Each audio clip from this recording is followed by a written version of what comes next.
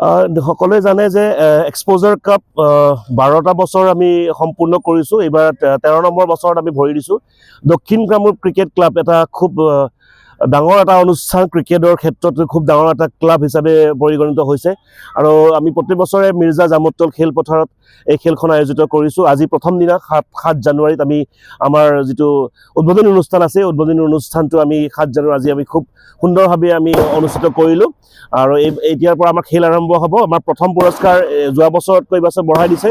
এইবছৰ প্ৰথম পুৰস্কাৰ স্বৰ্গীয় উমাকান্ত ঠাকুৰীয়াৰ সোঁৱৰণত আমাৰ পলাশবাৰী সমষ্টিৰ মাননীয় বিধায়ক হেমাংগ ঠাকুৰীয়াই আগবঢ়াইছে 1 লাখ টকা, লগত 1 লাখ টকাৰ স্থায়ী ট্ৰফি আমি আগবঢ়াইছোঁ DKCC তৰফৰ পৰা। আৰু হেমাংগ ঠাকুৰীয়াই আমাৰ প্ৰথম পুৰস্কাৰটো তেখেতে আমাক দাতা হিচাপে সহায় কৰিছে। ৰাজেন নাথ ডাঙৰীয়া তেখেতে আমাৰ দ্বিতীয় পুৰস্কাৰটো সহায় কৰিছে। আৰু DKCCত আমি নতুন সংস্কৰণ কৰিছোঁ, এক্সপ'জাৰ কাপত এবাৰ নতুন সংস্কৰণ কৰিছোঁ। যদিও 2 মাহ আগত খেল পাতিছোঁ, যোৱা বছৰ মাৰ্চত আছিলে, এইবাৰ জানুৱাৰীত পাতিছোঁ নিৰ্বাচনৰ বাবে। ঠাণ্ডা পৰিছে বহুত, কিন্তু ঠাণ্ডা পৰিলেও আমাৰ DKCC সকলো সদস্যৰে বহুত কষ্টৰ ফলত, আজি 2 মাহ জোৰা কষ্টৰ ফলত আজি এই অনুষ্ঠানটো আমি আয়োজন কৰিব সক্ষম হৈছোঁ। 5 দিনীয়া কাৰ্যসূচী হ'ব। 11 তাৰিখে আমাৰ শেষৰ কাৰ্যসূচী আছে আৰু বহুখিনি টিম আমি এক্সপেক্ট কৰিছোঁ আৰু ইয়াত কোনো জাতি ধৰ্মৰ কথা নাই, সকলোৱে খেলিব পাৰিব। আমি বহুখিনি টিম আমি যোৱা বছৰ 40টা টিম আছিল, এইবাৰ ভাবিছোঁ 40টাতকৈ বেছি টিম হ'ব আৰু চাওক খুব ভাল খেল হ'ব। আমি সকলো ৰাইজৰ উপস্থিতি, সহায় সহযোগিতা কামনা কৰিছোঁ। দক্ষিণ কামৰূপৰ এই খেলখন যাতে অসমত জাকত জিলিকা হৈ থাকে, ইয়াত যাতে আমাৰ স্থানীয় খেলুৱৈসকলে যাতে খুব সুনাম আনিব পাৰে, তাৰ বাবে আমাৰ চেষ্টা অহৰহ থাকিব। প্ৰজন্মক খেলৰ ক্ষেত্ৰত আগবঢ়াই যাবলৈ ডেফিনেটলি আমি দক্ষিণ কামৰূপ ক্ৰিকেট ক্লাবে সদায় যুৱসকলক আমি অগ্ৰাধিকাৰ দিছোঁ। তাৰ বাবে আমি ইতিমধ্যে ক্ৰিকেট একাডেমি আমি ষ্টাৰ্ট কৰিছোঁ আৰু দক্ষিণ কামৰূপ ক্ৰিকেট ক্লাবে আমি যিহেতুকে পাতল টেনিছৰ আমি এক্সপ'জাৰ কাপখন পাতিছোঁ, আমাৰ চিন্তা চৰ্চা আছে যাতে আমি ACL কথা পাতি বা স্পৰ্টছ এণ্ড ইউথ ৱেলফেয়াৰৰ কথা পাতি যাতে আমি এখন ডিউজ বা ক্ৰিকেট বলৰ যাতে এখন কম্পিটিশ্যন আমি দক্ষিণ কামৰূপত ভালকৈ কৰিব পাৰোঁ।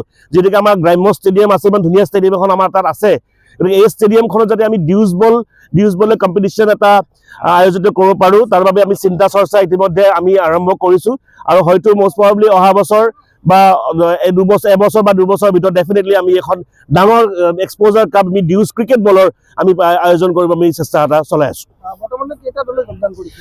এতিয়ালৈকে ধৰক মোৰ তাত খুব বেছি আপডেট নাই, যিহেতুকে হ'ব লাগে 18-18টা দল এতিয়ালৈকে যোগদান কৰিছে আৰু যোগদান আমাৰ কাৰ্যসূচী অহাকালিলৈকে থাকিব।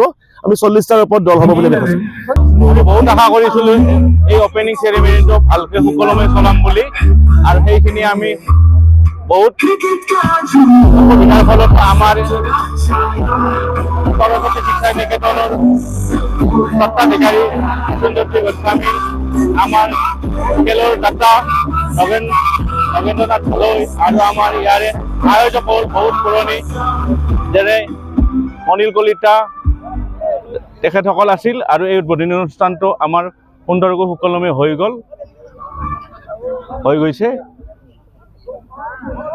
অনাগত দিনত আৰু কেনেকুৱা প্ৰস্তুতি থাকিব আপোনালোকৰ আগন্তুক বৰ্ষত? প্ৰস্তুতিটো প্ৰত্যেক বছৰ ভাল হৈ গৈ আছে আৰু চাং ইয়াতকৈ যাতে আৰু অহা আমি ভাল কৰিব পাৰোঁ। বিগত বৰ্ষৰ তুলনাত এই বছৰ ব্যতিক্ৰম কি আছে বাৰু? ব্যতিক্ৰম এইবাৰ আমাৰ আছাম স্পৰ্টছ লাইভ এইবাৰ ইউথ চেনেলত লাইভ হ'ব আৰু আমাৰ অপেনিংটো আমি শ্ৰদ্ধাৰ প্ৰয়াত জুবিন গাৰ্গৰ তেখেতৰ কালজয়ী সংগীতেৰে আমি অনুষ্ঠান আৰম্ভ কৰিছোঁ আৰু সেইটোৱে ব্যতিক্ৰম।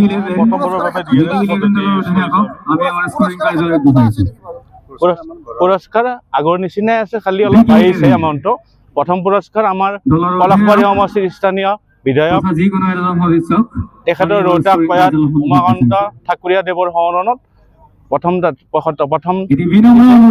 আমাৰ হেমংগ ঠাকুৰীয়া দেৱে আৰু দ্বিতীয় পুৰস্কাৰ দিছে আমাৰ ৰাজেন নাথ দেৱে তেখেতৰ মাতৃৰ সোঁৱৰণত, আৰু তৃতীয় পুৰস্কাৰ দিছে আমাৰ নগেন্দ্ৰনাথ ঢালৈ তেখেতৰ মাতৃৰ সোঁৱৰণত। প্ৰথম পুৰস্কাৰ আমাৰ 1 লাখ টকা, দ্বিতীয় পুৰস্কাৰ 50,000 আৰু তৃতীয় পুৰস্কাৰ আমাৰ 20,000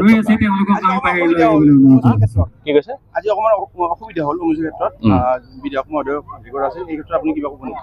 এইটোতো উপায় নাই আমাৰ, তাৰমানে এইটো আমাৰ প্ৰাক্তন কেন্দ্ৰীয় মন্ত্ৰী অবিন্দ্ৰ পুৰকাষ্টদেৱ ঢুকাইছে। সেই হেতুকে যিহেতুকে দলৰে মানুহ তেখেতসকল ছিনিয়ৰ কেন্দ্ৰীয় মন্ত্ৰী আৰু এই অনুষ্ঠানত তেখেতসকলে তাৰমানে শুভ উদ্বোধনত এইটো আচলতে তেখেতসকলৰ কাৰণে অসুবিধা হয় আৰু সেইখিনি নেওচিও আমি আমাৰ স্থানীয় ব্যক্তিসকলৰ দ্বাৰা আমি অপেনিংটো সুন্দৰকৈ কৰিছোঁ। ধন্যবাদ। ঠিক আছে।